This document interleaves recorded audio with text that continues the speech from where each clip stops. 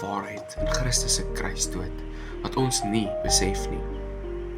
Hallo julle, ek gaan Psalm 1 vandag vir ons lees, en dan gaan ek bietjie met julle praat oor die kruisiging, okay? En bly net by my, ek wil graag vir julle net bietjie daaroor praat, nee, want dit is vir my bietjie van 'n probleem. As ons vandag preke maak ons dit baie keer, ons maak eers die preek uit lewenservaring, uit 'n boodskap wat ons ontvang het, selfs uit 'n Bybelgedeelte uit, maar ons maak 'n preek, en dan sit ons 'n klomp preke en 'n klomp skrifgedeeltes by. Ons begin nie by die Bybel nie. So kom ons begin vandag by die Bybel, by Psalm 1. Dit is die Here se woord, ons moet dit met meer respek benader, ons moet dit met die allerhoogste respek benader. En wat vir die ergste is as mense die Bybel buite konteks aanhaal en gebruik vir boodskappe wat nie die waarheid is nie. Psalm 1. Die Here lei die regverdiges. Dit gaan goed met die mens wat nie die raad van goddeloses volg nie met sondaars omgaan nie, en nie met ligsinniges saamspan nie, maar wat in die woord van die Here sy vreugde vind. Dit nag en dag oordink. Hy is soos 'n boom wat by waterstrome geplant is, wat op die regte tyd vrugte dra en waarvan die blare nie verdroog nie. Hy is voorspoedig in alles wat hy aanpak. So is die goddeloses nie, hulle is soos kaf wat deur die wind uitmekaar gewaai word. Daarom sal die goddeloses hulle nie kan handhaaf wanneer die Here oor hulle oordeel nie, en sondaars nie 'n plek hê in die vergadering van regverdiges nie.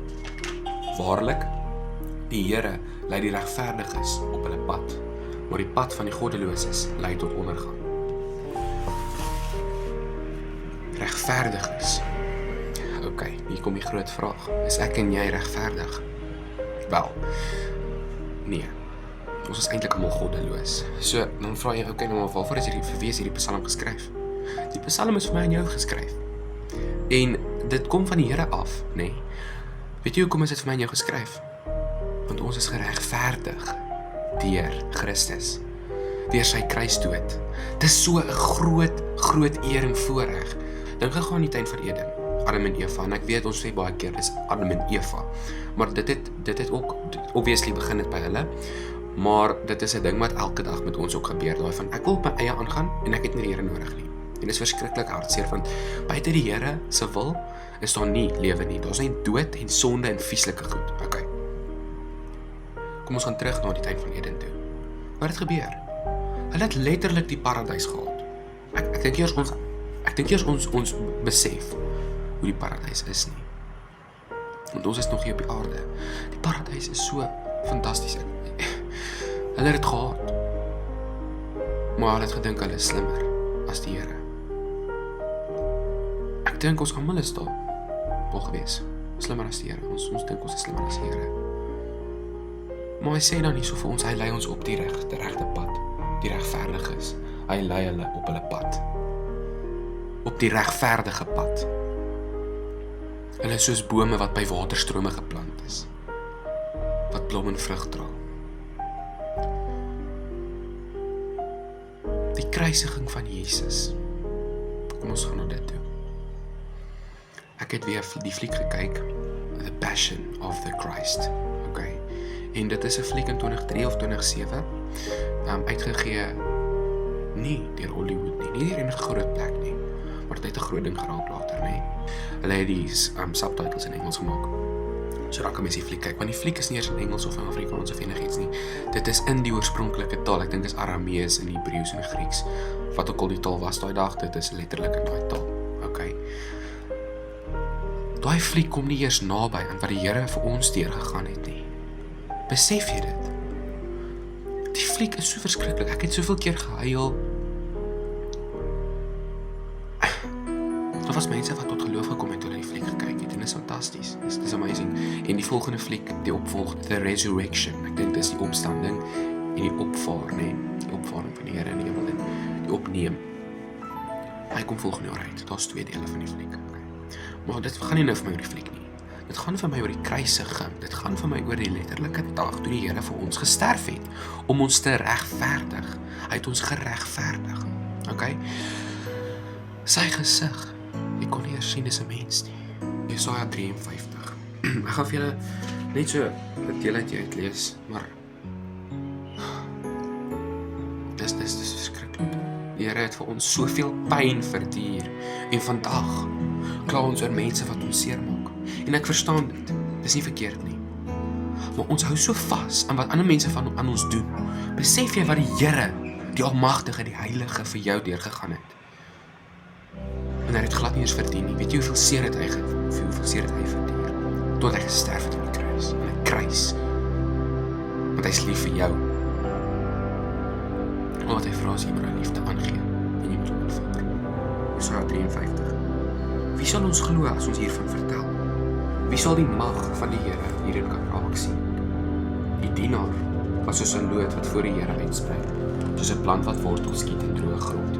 Hy het nie skoonheid of pragt gehad nie, dat ons na hom sou kyk, nie die voorkoms dat ons van hom sou hou nie. Hy was verag en deur die mense verstoot, 'n man van lyding wat pyn geken het, iemand vir wie die mense die gesig vergedraai. Hy was verag, ons het hom nie gereken nie. Toe het hy ons lyding op hom geneem, ons siektes het hy gedra. Maar ons het hom beskou as een wat gestraf word, wanneer God geslaan en gepynig word. Oor ons oortredings is hy deurboor, oor ons sondes is hy verbrysel. Die straf wat vir ons vrede moes bring was op hom, deur sy wonde het daar vir ons genesing gekom. Ons het almal gedwaal soos skape, ons het elkeen sy eie pad geloop. Maar die Here het ons almal se sonde op hom laat afkom. Hy is mishandel, maar hy het geduldig gebly. Hy het nie gekla nie. Soos 'n lam wat na die slagplek toe gelei word, en soos 'n skaap wat stil is, as hy geskeer word, het hy nie gekla nie. Terwyl hy gelei en gestraf is hy weggeneem.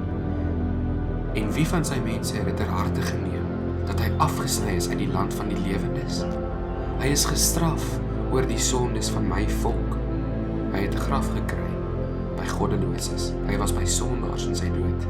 Al het hy geen misdaad gepleeg nie, en al was hy nooit vals nie. Dit was die wil van die Here om hom te verbrysel, om hom die pyn te laat ly. As hy sy lewe as skuldoffer gee, sal hy 'n nageslag hê en nog lank lewe. Deur hom sal die wil van die Here sy doel bereik. Na sy bitter lyding sal hy weer die lig sien en hy sal die Here ken. My dienaar, die regverdige, sal baie mense regverdig maak. Hy sal die straf vir hulle sonde dra. Daarom gee ek hom, hoofletter ek, 'n ereplek onder die grootes. Hy sal saam met magtiges oorwinning vier, omdat hy hom in die dood oorgegee het, en as misdadiger beskou is, omdat hy die sondes van baie op hom geneem het, en vir oortreders gebid het.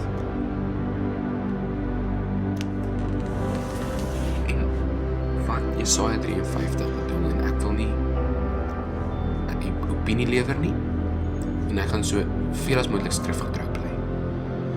Hierdie kan verwys na enige mense wat gaan mishandel word. Maar die mens wat die sondes van ander op hom neem, is Christus. En hy het gesterf vir jou en my. En dit is so mooi hierdie deel waar hy sê, hy sal saam met magtiges oorwinning vier, omdat hy hom in die dood oorgegee het, en as misdadiger beskou is, omdat hy die sondes van baie op hom geneem het, en vir oortreders gebid het. Die Here bid vandag nog vir ons. Jesus bid vir ons. By die Vader, want ons verdien nie die ewige lewe nie, maar deur sy kruis doen ons. Ek dink dit is groot genade, en ek dink ons moet dit baie, baie meer dankbaar wees vir. Dit is so groot. Dankie Here.